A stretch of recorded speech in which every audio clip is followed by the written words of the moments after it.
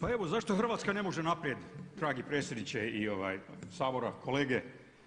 Ovo se nije čulo od centralnog komiteta, ali kad govorimo o opranim mozgovima, napomenuo bih gospodinu Pernaru da je ovo jedina zemlja gdje nije izvršena rasvjetljenje, lustracije. Tu vam je sjedio šef Bjelovarske OZNA-e tamo nedavno, niko ništa nije rekao.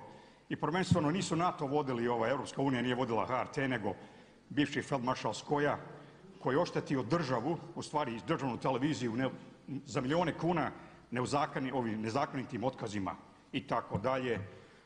Ja znam da neki ljudi nemaju lovu, da plaćaju pristojbu, ovo je dobra tema, itekako dobra tema jer HRT je mikrokozama kakva je država danas.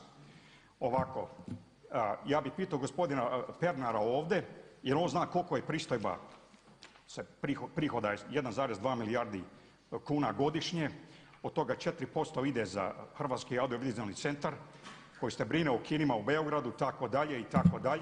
I tu još vlada kulturni marksizam i leninizam na svim razinama. Koliko ćemo puta gledati dokumentarne filmove o gospodinu Mao Tse-tungu, Che Guevari itd. Da je nama problem Europska unija, da su Nijemci ovdje sada ne bi imali državu kakvu imamo danas.